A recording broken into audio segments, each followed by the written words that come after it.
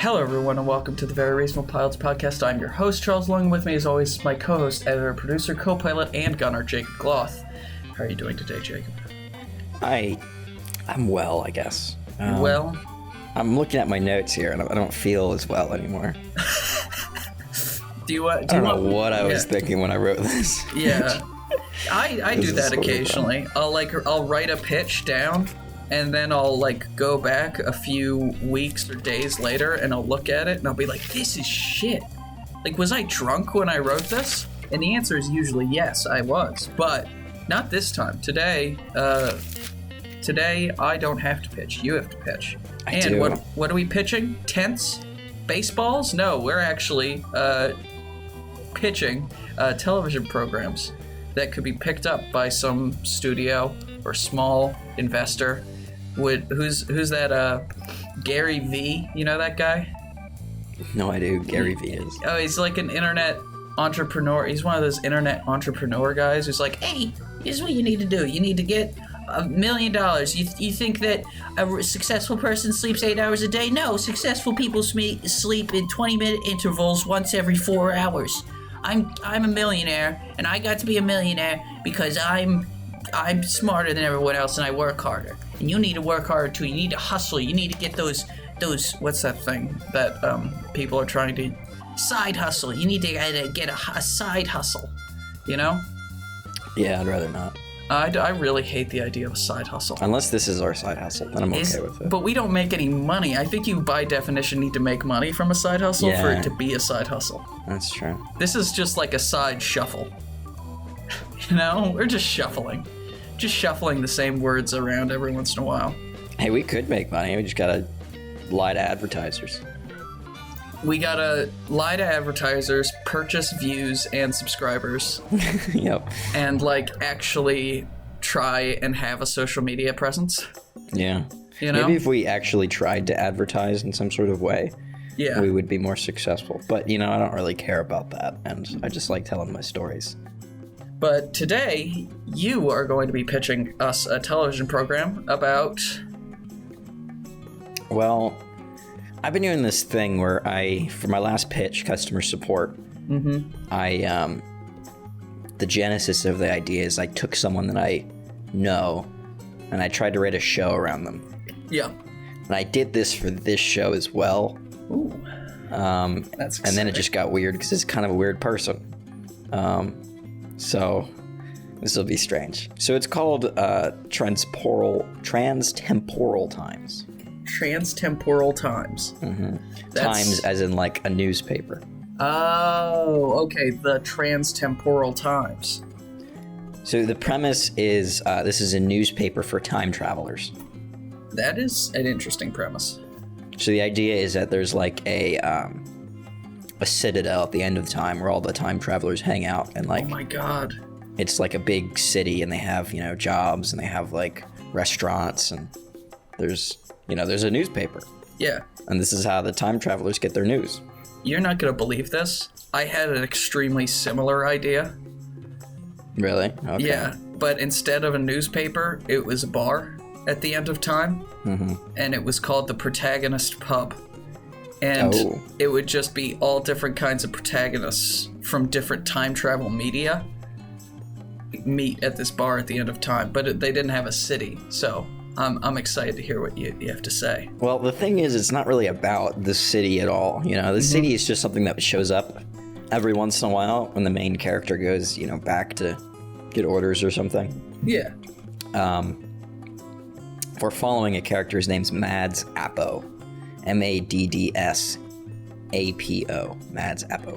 Like Mads Mikkelsen, but Apo. Apo, yeah. Okay. So he's a reporter for the zany section of the Transtemporal Times. Is that the name of his section? Yeah, it's called the zany. That's fun. Yeah, so it's just weird shit, essentially. Yeah. So his job is to find the strangest stories in the timeline. Because, you're a time traveler, but you're not immortal. So you don't always find the weirdest stuff. But you can go to the newspaper and you can hear some pretty crazy stuff. Yeah, and maybe it could be he's half finding weird shit and half being a travel writer. So it'd be like, if you're, feeling up to it, maybe pop into this dimension or timeline, and wrestle a dolphin man. Yeah. Or whatever. Yeah, it's like, people can go and they can do the things that he experienced. Yeah. Because he writes all of his stories in, like, first person. So it's a very, like, personal narrative. So the guy, though, Madds Apo, he's very short-tempered, extremely vulgar. Yeah. He's well-read, but he's, he's an angry person.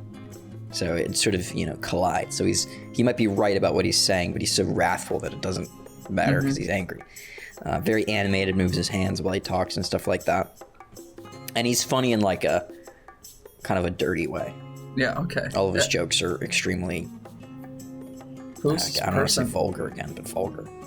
You don't know who this is. Aww. And this is kind of exaggerated. I was hoping that it could be somebody I know. It's not you, Charlie. I didn't think it was me. I thought it was somebody else. No, it's no one you know. Anyways, the story picks up in Rome, 1820. Madds rises from a casket in a cemetery. That's how it happens every episode. Yeah. Because the way that time travel works in this reality is that you have to take on the form of someone that just died. Yeah. So they just buried some guy, and he's in the casket, and he has, like, you can, like, bring stuff. I didn't really think about explaining it, but there's just stuff, Maybe he's got to swallow it. He has to swallow it to bring it along with him. Yeah. Because he's inhabiting a corpse, so maybe part of the episode, each episode could be the fact that, like, the body he's inhabiting is falling apart because it's a dead body. Yeah. And so he's just got to, like, reach inside his guts to get out his cell phone or whatever because he swallowed it. Yeah. And so the corpse is pretty put together, though, because he has to pass as, like, a real person. Or maybe it sort of regenerates once he gets in. Yeah. And so he, has to break his way out of the coffin, dig his way up out of the dirt. And so he's, out of the ground. And he sees this lady in 1820 Rome, and she screams and runs away because she just saw some man rise from the dead. And I wrote that he broke out with a crowbar, so I guess he's going to swallow a crowbar. Swallow a whole crowbar. So he gets out of it, and I have that written that he's dressed in detective noir, so I don't know how he manages to do that. Maybe he just, like, goes into, like, a vintage shop, and he really likes the detective noir style, and he just sort of, maybe he goes up to a tailor and is like, I want, like, a long coat made out of, like, this material, and he's like, this is a crazy style, so interesting. Yeah, maybe he, well, it can't be, like, detective noir exactly because it's 1820s, but what if, like, there is a detective who is investigating the death of the person he's inhabited? Yeah. And so he just, like, he rises out of the grave, pulls himself out. We see the classic shot of the arm, like, popping out of the ground. Yeah. And, pulls himself out. And we think it's going to be really serious. And there's the detective standing there, like, jaw hanging open, like a cigarette, like, hanging on his lip. And he just, like, crawls his way out of the ground, and we're, like, expecting some cool line. He's like, hey, buddy, you got the time? He's, like, really mundane about it. And just as the guy looks down, he, like, knocks him out, steals his clothes. And he's like, sorry, I liked your coat. Yeah, and the guy wakes up naked in a graveyard and, spends the night in a drunk tank. Yeah. Naked. Naked. He has to go to jail naked. Yeah. So he's sulking around the rainy streets of Rome because he has to find a story. Yeah, this guy's collar popped in a cool way. Yeah, so he's just like, I know this was like a random search. It's kind of how he finds his stories, is he just like hits the shuffle button on the old time machine and gets sent somewhere because he's just gonna find something weird. Yeah. And so he's wandering the streets, sad and angry because he has a deadline and he's near the end of it. And he's got to find something, so he's a little stressed out. And so he goes into a pub and decides to get drunk. Because that's what you do when you're on a deadline. You only have a few hours left before you have to submit an article. Precious hours before you have to not only find a story, but also write it. Yes, exactly. Because everyone knows the best writing is done while you're intoxicated. Exactly. And so he's in there drunk, and he meets a guy named John Keats, who you might know as a romantic poet. Yes. Who died around 1820. So they become fast friends because they're both getting drunk. You know, this guy's a writer. John Keats is a writer. They get along. It's kind of how it works. Yeah. Maybe you can reference something that's like just barely out, or maybe like something that John Keats has just written. Yeah. You know, like his final piece that he's written. And, you know, he's just submitted it. And the guy's like, oh, man, our guy, Madds, is like, oh, man, I love that. You know, I can't think of a John Keats poem or anything. But that was a really beautiful description of flowers. John Keats is like, oh, yeah, thanks, man. You know, what's your name again? I was actually going to have that they're debating poetry. So Keats is famous for one letter. This is actually works perfectly with what you're talking about. A letter that he wrote to his brother describing something called the negative capability, which he never mentions ever again, but it's like his ideal idea of poetry and how it should be about, it should be like so unbelievably abstract. But essentially that's like the idea is that they're gonna talk about this, and because Madds knows about that and agrees with it, Keats and him are like best friends because they both agree that, you know, poetry should be overly abstract. And so, Madds tells him that he's a reporter looking for a story. He tells him the truth, too, that he's like a time traveler, but Keats is like laughing. Yeah. He's pretty open with, you know, the fact that he's from the future. That is funny, because in almost every time travel medium, they are like, you can't tell anyone from the past because it could butterfly ripple effects through time that, you know, whatever. And Madds is just like, I don't care. This is the 1000th timeline with John Keats dies in 1820. I could tell anyone anything. It's not going to change much. Exactly. You know? And he's like, you know, no one ever believes him anyway, so it doesn't matter. And so, Keats is like, I like this guy. So he's like, you should meet my friends, the Shelleys, meaning Mary and Percy Shelley. So they go into like their house, you know, they're having fun. It's like a little bit of a party. It's the Shelleys and some other people, some socialites, other writers. Yeah. Mary immediately screams and says she saw him die the other day, and then, you know, crawl out of a grave this like a few hours ago. Yeah. And he's like, nah, I didn't die. You know, that's crazy. I'm doing research for a play, so yeah.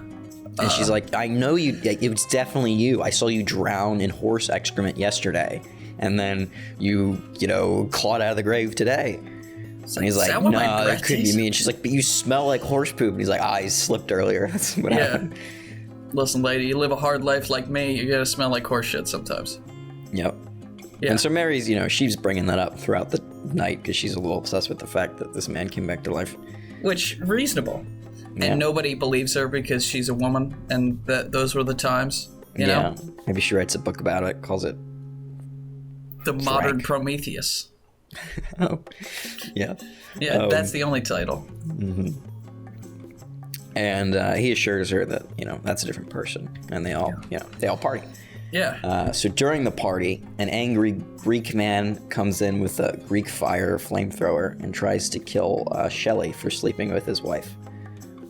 Very, very famously, Percy Shelley is kind of a womanizer. Womanizer. Yeah. Heart of stone, apparently. Mm-hmm. According to the history books, both literally and figuratively had a heart of stone. Did you hear that story? That Percy Shelley had a rare... You can cut this out. This is actually educational, so may not be very interesting. But Percy Shelley had a rare medical condition which caused a lot of his, a lot of the flesh in his body to kind of calcify and turn into bone. And so, reportedly, when he died, he was burned in a pyre, right? And his entire body burned up into nothing except for his bones and his heart, which had calcified into this bone-like structure. So Percy Shelley literally had a heart of stone, Damn. Pretty cool. Maybe he could get stabbed in the heart and just bounces off like fucking Superman. No, we could toss something in there that happens here. I don't know. Yeah. But what I wrote is that like this guy's trying to kill Shelley. You know, he bursts in. But it's kind of like Once Upon a Time in Hollywood, where Brad Pitt is all like a badass, except Brad Pitt in this case is John Keats. Yeah. And John Keats fucking murders the guy with a scalping knife. Oh, cool. And, you know, instead of really fretting about the murder and like the man that almost killed Shelley, Keats declares that he wants to leave poetry and go back to surgery. So Keats originally was trying to become a doctor, and then he gave it up for poetry. But in this, you know, near the end of his life, he's like, I want to go back to surgery. Fuck poetry. Yeah. Because he says because he enjoys slicing. I told you this was a weird story. That is a weird idea. I like it, though. He just likes cutting bitches up. And Madds sort of realizes that this is his fault because their conversation earlier ties in. It's like, oh my God, I convinced one of the greatest poets that ever lived that he needs to leave poetry and go back to apothecary studies. And so, you know, he says this and then walks out of the room. And Shelley, not really distraught by the fact that he was almost murdered, he's like, we should prank Keats. And of course, Madds is like, yeah, why not? And they team up to, maybe I should explain, I made up an idea that Keats is afraid of cows. So Shelley and Madds want to buy a cow and put it in Keats's room. Yeah. So that he's, you know, freaks out. So they do that. They buy a cow. Little do they know that the cow is infected with tuberculosis, which is how Keats dies. And so, they get the cow really close to his like bed, and he wakes up. As soon as he wakes up, the cow coughs in his face, and he's like, and then dies instantly. Yeah. But they're gonna buy the. I don't know why. I told you this was weird. I don't know why I wrote this. They buy the cow from a sweaty Irishman near the Parthenon, or the Pantheon, whatever the hell the one in. I guess it's the Pantheon. Yeah. I don't know. In Greece, that's the Pantheon. In Greece, it's the Parthenon. Or in Rome, it's the Pantheon. Right. You're right. I know what it looks like. I've been there. Right. So if I'm wrong, I'm right because I know what it looks like. So they lock Keats in his room with the cow, and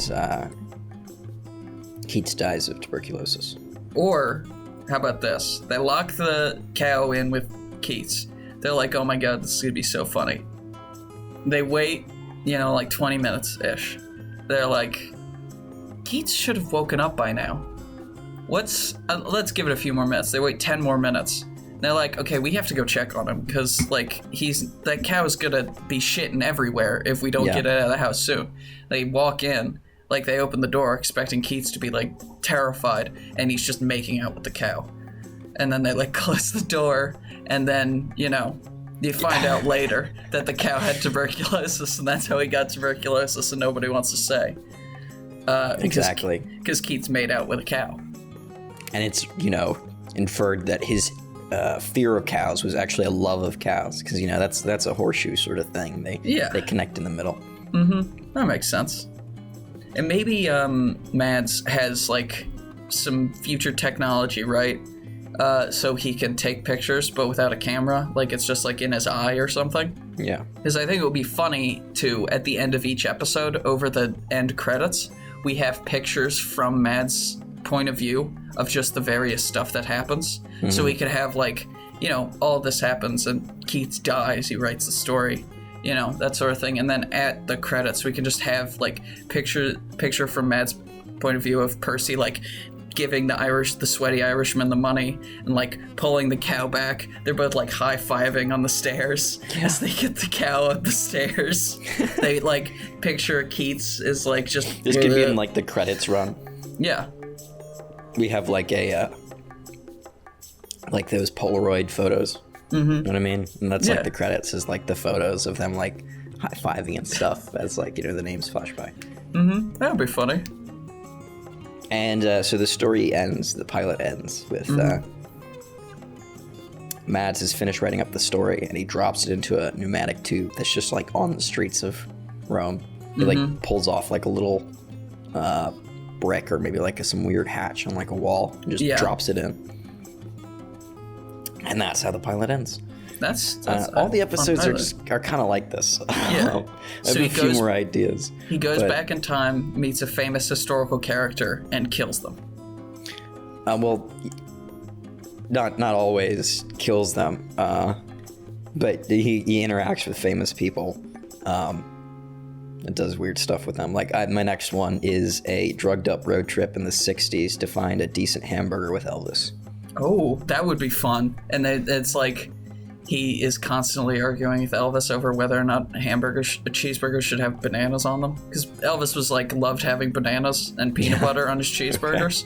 Yeah. And be like, oh, that's fucking gross, dude. That's insane. Yeah, and they're I knew both about like the peanut butter. I didn't know about bananas. Yeah, and they're both like drunk as hell, you know, driving like Fear and Swerving Loathing on the style. road. Yeah. You know, but they think that they're like driving through, you know, a vast empty desert highway, but they're just both so high and drunk that they don't realize that they're just driving through like just like an inner city like road and just barely hitting a bunch of like old people and cars and women and stuff. Yeah, that'd be fun. But the story, the camera, and like their conversation, it's so focused. Yeah. That you could only see it in the background. And we have a very like shallow focus, so you really only see them, and everything else around them is very blurry. Yeah. And so you could just see all this craziness happening around them, but you know, we're just focused on them. Yeah, they're just taking like hits of joints that they're passing back and forth. We can't do anything harder than joints on screen, so they just, every once in a while, the person who's not driving will stick their head just below where the camera cannot see, and then you hear a loud snorting sound, and then they stick their head back up, and they're like, man, I could really go for a cheeseburger right now with some banana peels. Banana peels, man. Why can't we do anything that's worse than smoking a joint on screen? I don't know, we could. We could have them both shooting up in their eyeballs or whatever. I was just, you know, usually. Okay, I'm fine with whatever. Yes, usually anything above a joint and drinking will make the TV show like an R-rated. Is there a R-rated version of TV? I have no idea. X-rated. Yes, Game of Thrones. Yeah. Next one I got, and feel free to throw in your ideas if you have any. 1920s. A violent spree with Hemingway. They meet drinking in Paris. They go boxing at night. Yeah. And that's like how it starts off. You know, they're drinking in Paris, they're boxing, wakes up from their like drunk spree. We're gonna sort of have it blur out because he gets blackout drunk. Yeah. He wakes up in Africa with Hemingway, and he's like, yeah, we're gonna go hunt lions now. He's like, hunt lions? Are you fucking insane? And he's like, yeah, you said you wanted to yesterday. And he's like, I guess I said I wanted to, so I'm gonna do it. You know, if I said it yesterday, I'm a man of my word. I'm gonna do it. And so they hunt lions in Africa with spears because Hemingway's a psychopath. Hemingway is a psychopath. That is fun to think that the only person in the show that can outdrink Madds is Ernest Hemingway. And they like, you know, they do all their adventures, and then we could have like an Orson Welles cameo because Orson Welles and Hemingway like hung out at some point. I don't know when. But it would be fun if we had like a young Orson Welles, or you know, maybe Orson Welles' dad. I was thinking that like the 1920s when they meet in like the bar or whatever. Yeah. We have a lot of like other 1920s writers there. Like, have you seen Midnight in Paris? Mm-hmm. So we have like, you know, Dali and all these guys. Scott Fitzgerald's there, and you know, we got writers and stuff, and they're all hanging out. But Hemingway's the guy he sort of gravitates towards. Yeah, because he's the one with all the ladies, you know? Maybe all the other writers are sitting, you know, at their own booths alone, or it's just all guys at a booth together, and they're all just, like, sulking into their beers, you know? And then Hemingway's sitting at, like, another booth, and it's just all ladies. And he's like, yeah. Baby. I was thinking it was like, you know, they're all kind of having fun, and... You know, the others are much more or less crazy than Hemingway. Hemingway's the one that wants to go fucking boxing and, you know, run away with random girls or stuff like that. And so he's like, I'm going to hang out with this guy because he's crazy and I'm crazy. So we could do like they have like we could have like a fun montage of just debauchery that they get up to in Paris, and we could just have shit that doesn't even make any sense. You know, like, oh, they're drinking, they're doing shots, they're, you know, smoking cigarettes because it's Paris. The Eiffel Tower was constructed then, I believe. Yeah, the Eiffel Tower was around, so they're both like, they both climb to the top of the Eiffel Tower. They race to see who can climb. Yeah, then they're like boxing a kangaroo, and it just gets more and more ridiculous. More and more crazy. Yeah. And then like the camera's getting a lot more swirly, and it's like everything's getting blurry as they get more drunk. And they're playing Russian roulette with like some like huge scary guy. You know? It's getting really serious. We get a lot of close-ups of like Hemingway with a gun up against his head, like, I'll fucking do it. And then it's like that kind of stuff. Yeah. Somebody's got to hit Hemingway over the back with a chair. And then, like, Hemingway gets up off the ground and gives the guy a big hug. Like, all sorts of crazy... And then punches him in the face, and they get in a huge bar brawl. Yeah. You know, it's just crazy things are happening. And then Madds wakes up in a tent in, like, the Saharan... Like, in the Sahara. Just, like, early morning, you know... I'm assuming there aren't roosters in Africa. I don't know. I haven't been in a while, but what animal can wake him up? A hyena. A hyena, just like licking his face. Yeah, a hyena like pissing on his feet or licking his face or something. And he wakes up, he's like... He like freaks out. He's like, oh my god, I'm gonna die. And then it gets shot in the head. Like Hemingway's right next to him. Yeah. He shoots it right there. And, you know, cocks it back, and you know, he's like, good, you caught lunch. Yeah, he's sipping a cup of coffee, and it's like, and he's just, like, finished a draft of, like, one of his most, I can't think of a good Hemingway book. For Whom the Bell Tolls. For Whom the Bell Tolls, there we go. Yeah. Or, like, The White Elephant or something like that. That's what I was thinking, The White Elephant. And he's just like, yeah, I just sent this into my editor. What do you think? And it's like... You know, his most famous. Hugely famous. He's like, yeah, I wrote this on the. I wrote this while I was hungover on the boat. And I'm like, thanks, Hemingway. Yeah. I think from that episode, what I really want to glean is that throughout the show, Madds is like the crazy psychopath. And then in that episode, it's like, okay, this dude's way crazier. Yeah. This guy's even too crazy for me, Madds is. I was gonna say.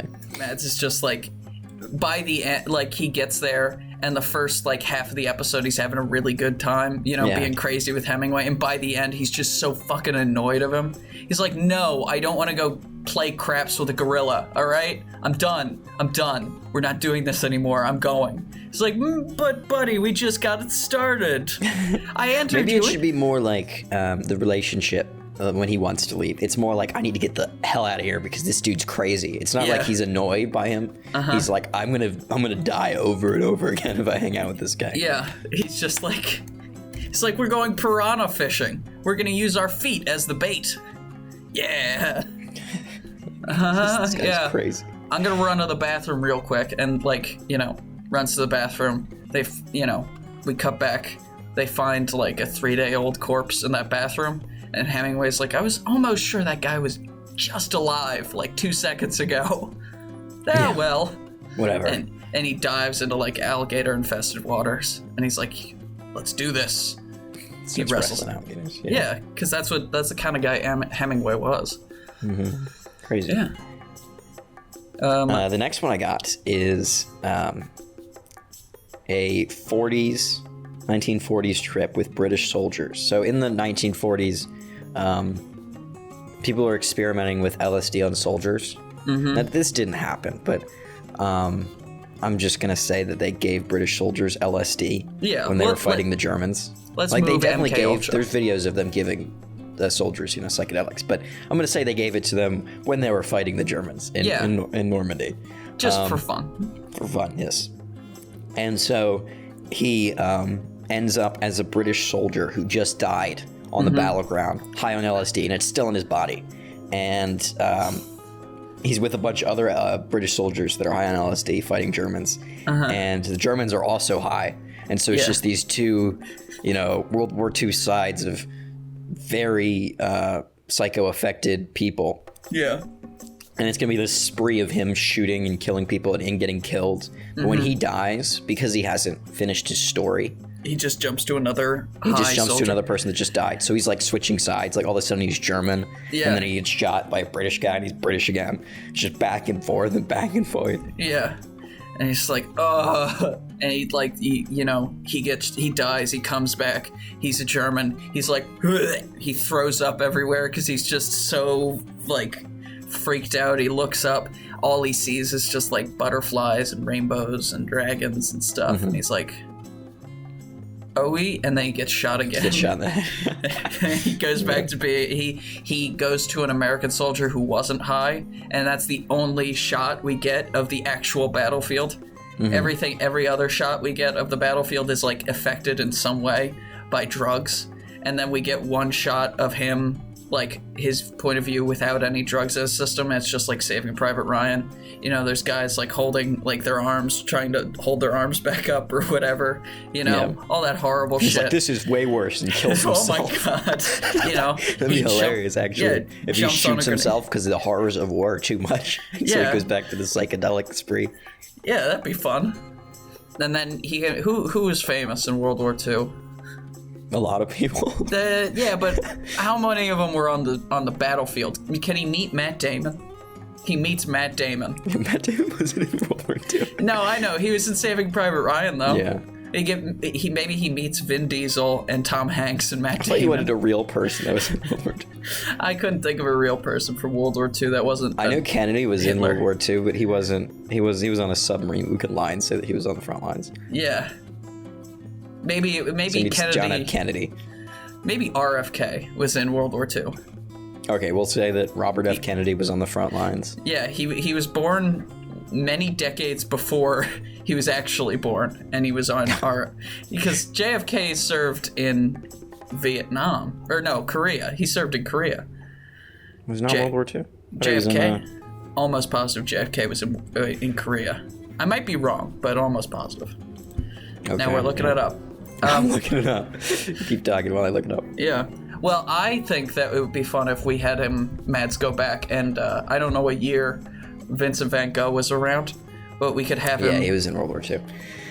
JFK. Shit. I'm sorry. He was on a submarine. I knew it. All right, you were right. I was wrong. But he can meet Vincent van Gogh. Real quick though, I got a RFK line that we can do. Yeah. So Madds meets RFK. Maybe he pops into a U.S. soldier. Yeah. And he's like slinks down into a trench. And he's like, "Oh my God, this is crazy." And RFK's like, "Yeah, this is insane." He's like, "Who are you?" And he's like, "My name is Robert Kennedy."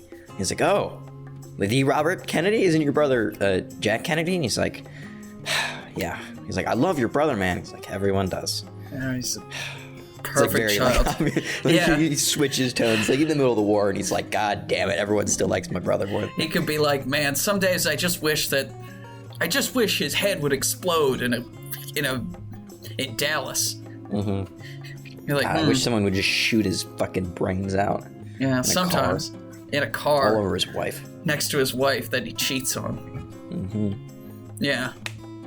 And it definitely wouldn't be the CIA that did it. It would be some other organization. Like the Russians. Like the Russians, probably. It probably could have been the Russians. I don't know. even though the Russians are on their side. Yeah, at this point in history. They still didn't like it. I don't know. Yeah. Next one I got is an alien-style ship. So we're going future now. Oh, okay. Alien-style ship, meaning aliens like the movie. You know, so you got Sigourney Weaver running around killing facehuggers. Yeah, that sort of thing. But the humans are chasing the aliens because they want to have their face hugged. Oh. The aliens don't want to hug the human faces, but the humans are like grabbing these little face huggers and like tying around their heads. Yeah. And so we got like we have Madds hanging out with essentially Sigourney Weaver and a bunch of other humans that are like crazy for having these face huggers tied around their head because they're addicted to it, the feeling of being face hugged. Of being face hugged and getting inseminated by alien babies. Maybe it could be like they get chest bursted or whatever. Yeah. It can't be exactly chest bursted because then we get sued by whoever. It's kind of a parody them. though, so maybe we'll get away with it. Yeah. They get chest bursted, but it doesn't actually hurt that badly. It's not permanent. It's just like, oh yeah, it's like kind of just like oozes out of their belly button or something. Yeah, that sort of thing. And they're like, oh, it's like taking a shit. It feels really good. That's what I was thinking. Yeah. And my last one, very short, is smuggling bananas into Mars inside a crate of drugs. Bananas are legal on Mars, but drugs are not, with a used car salesman. Ooh. That'd be fun. Maybe we can have one of our other characters. Because I'm sure that we could find a character in our vast catalog that is a used car salesman in a used car salesman type in a universe where they go to Mars. Yeah, any of our space shows with like Con Man could fit easy. Yeah, that would be fun. And it's whoever the hell the main character is in a greasy plum could do it. Yeah, that guy. Or gal. I don't remember who that guy was. Me neither. I barely remembered pitching a greasy plum, but I remember we made it up together at the same time, so yeah, it's hard to remember. I vaguely remember the intro of a con man running away from just screwing someone and hopping onto a ship, which is basically every intro of our space series. Yeah. It would be fun if we had him meet Vincent van Gogh and he accidentally cuts his ear off. Doing like he's trying to do an ear piercing and he just fucks it up really badly. He's like, I'll just get rid of it, and he slices the ear off. Vincent's like, fuck, ow, and then he shoots him in the stomach.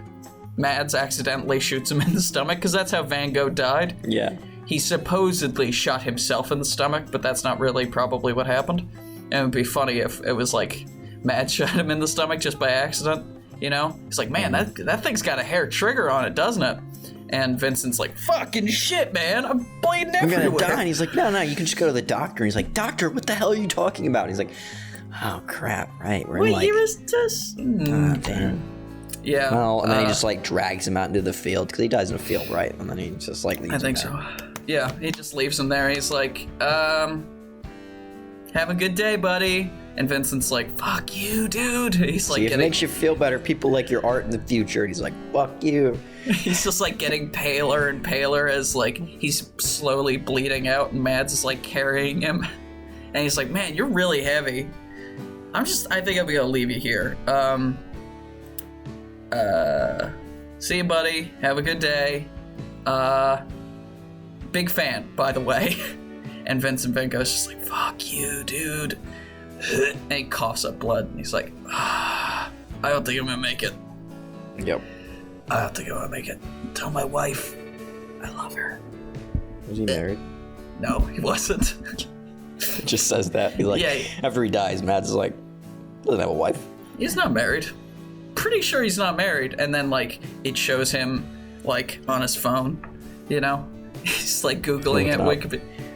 Yeah, he's not married. He had a girlfriend, but they're not. Okay, well, whatever. And then he just leaves. Yeah. He's like, this was not a fruitful adventure that I had here. I just killed one of the greatest painters who ever lived. Mm-hmm. Well, Willem Dafoe's gonna play him in a movie. I'll go see Willem Dafoe. And then we have an episode. He goes in the future, and like he switches times, and they like watches the movie, and then writes a show. Yeah, and then he's like his article. He just writes a review of that movie. He's like, it was pretty good, you know. All right, that's my show. And what was the title again? Transtemporal Times. The Transtemporal Times. I like it. It's got the alliteration. We can have the triple T. Yep. At the that could be their logo. Well, I personally would watch the shit out of that show. It sounds fun, educational, interesting. Mm-hmm. Not as educational as it is fun and interesting, but somewhat educational. Just a lot of lies. Yeah, a lot of lies, mostly lies. But John Keats did die of tuberculosis from kissing a cow. And Shelley did cheat on Mary. Yeah, and Mary was. He cheated on somebody else by marrying Mary. So yeah. And she was like 16 and he was like 36 when they got married, so yeah, weird guy. But thank you all for listening to the Very Reasonable Pilots podcast. I've been your host, Charles. Along with me as always has been my co-host, editor, producer, co-pilot, and gunner, Jacob Cloth. If you like what you heard here and you want to hear more, please give us a like, subscribe, follow, tell a friend, tell your dog, tell your enemies, tell your boss or your teacher. Tell them all about the Very Reasonable Pilots podcast. If you are a studio head looking for the next big television show, keep looking, bitch. Yeah, we don't want your money. I mean, we do, but... We do. Please give us money. We'll do anything. All right. Goodbye. He really means everything.